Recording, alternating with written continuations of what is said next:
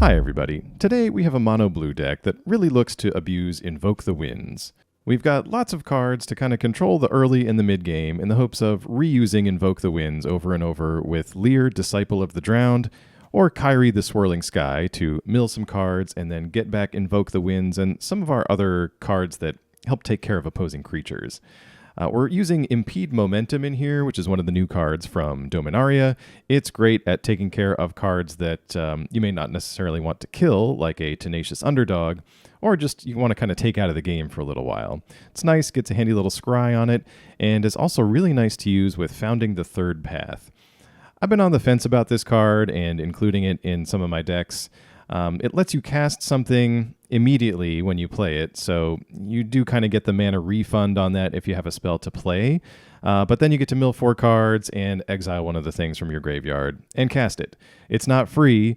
You do still have to pay for it, so it's okay. It did some good work in here, but there was at least one occasion where I wanted to invoke the winds on something, and I was just a mana short because it happens as soon as you add the lore counter, which is directly after your draw step. So you don't get a chance to... I needed to play one more land to get around a ward cost, and I could not do it because it was still not my main phase yet. Kind of annoying, but it's kind of an interesting card, so I'm just kind of messing around with it.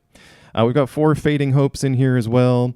Running 4 Impulse because it's a great card selection tool that lets us get the right tool for the job. Got a couple of Suspicious Stowaways in here that let us loot and get in at opposing Planeswalkers.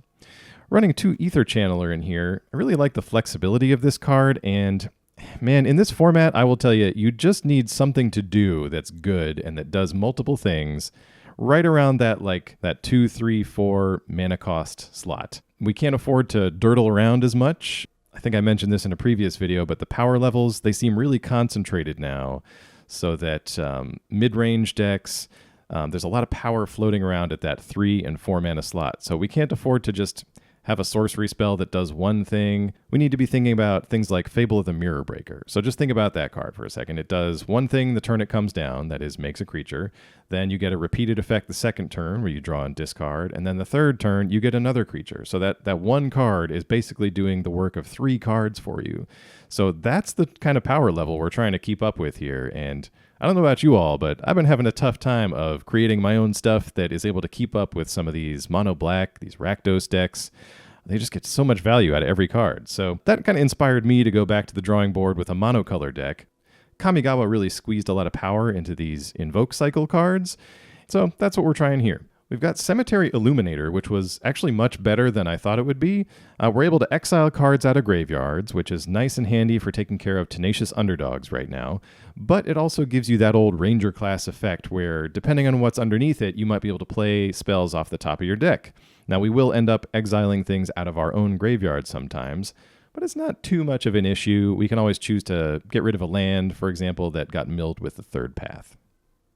Over in the 4-drop slot, I was looking for stuff that would help us keep up with some of these stronger decks. So we've got Reservoir Kraken, lets us create some fish tokens. The disadvantage there is that an opponent with a creature can tap it and still get in for some damage, but it's got a nice big warded body and it makes us some fish tokens, so it's pretty solid value for the 4-drop slot. And then Undercover Operative to copy mostly opposing creatures or to kind of double down on our Aether Channelers and our Reservoir Krakens. Even copying opposing Shieldrids sometimes can be nice. Just keep in mind the shield counter only goes on it if you copy your creature and not an opponent's creature. For Memory Deluge, we've seen this before. It's a great value, especially in our deck where if you end up drawing too many lands, you need something to do with it. This is a perfect mana sink for later on in the game. Moving on to the higher cost spells, we've got a couple of copies of Lier, Disciple of the Drowned, who is still good. We get to reuse all of our early instants and sorceries, and most importantly, we get to reuse Invoke the Winds. This is a pretty strong card. It acts like a Necrotol, or one of those old creatures that used to come down and kill an opponent's creature. You play this card, you get their creature, and it's basically like you did the same thing. Anyway, I love this card. You know I love this card. And we're running 3 of those in here. Up at the top, we've got 1 copy of Kairi the Swirling Sky. Just wanted one of these in here to be able to mill some more cards and then get back some of our good instants and sorceries, namely Memory Deluges and Invoke the Winds, stuff that can control the game a little bit. I never know quite what I'm going to get when I design some of these decks, so it's always nice when I get something that works out at least most of the time. I always love it when there's, at least a 51% win rate on some of these decks. I really try not to share anything with you that has like an under 50% win rate. It's not fun for me to play, and I know it's not fun for y'all to watch, so I just try to avoid that in general. Looking over at the lands, we're running 25. Seems to be a good number for the mana costs we've got going on in here. Threw in a couple of Field of Ruins just in case, but I'm going to be honest with you, there's not much in this format that needs to be Field of Ruined at the moment. So you can probably leave those out for now. Maybe stick a second copy of Otawara, the Soaring City in there. So anyway, let's get over and see some of these games on the ranked standard ladder, but thank you very much for watching, and I'll see you again soon.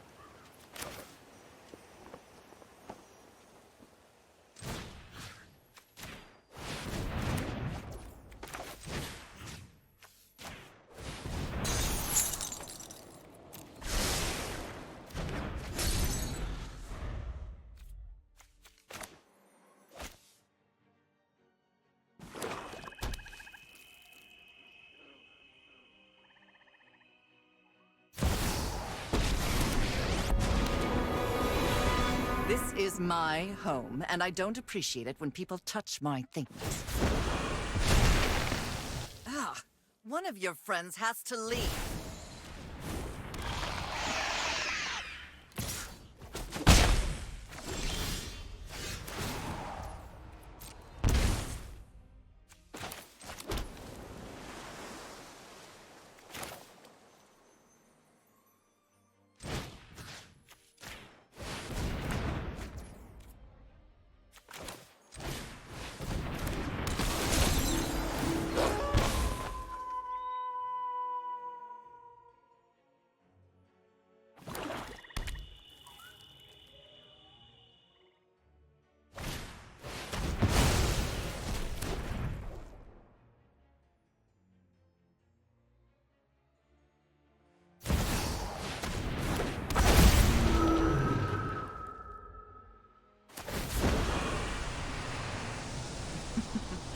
We all have things we'd rather forget.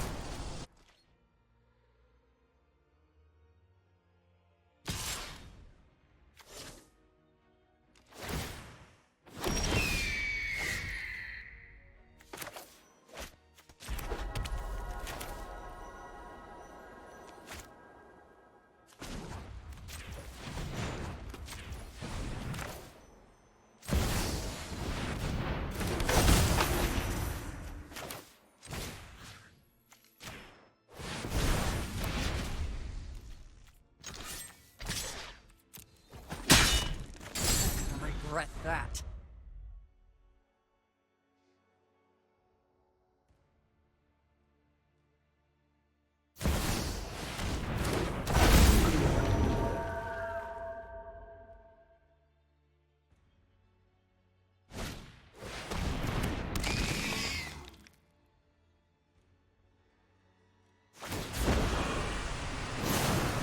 Don't overthink things.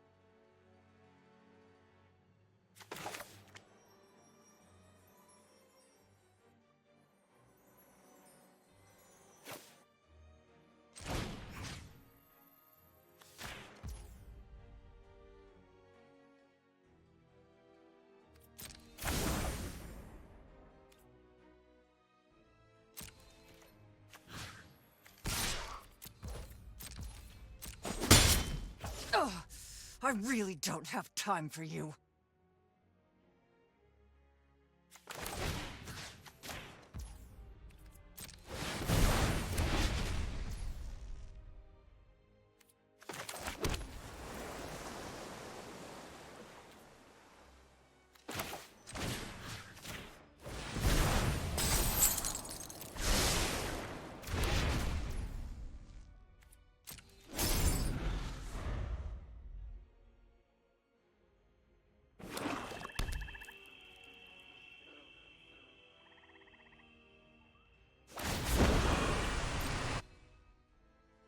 You won't be outsmarting me.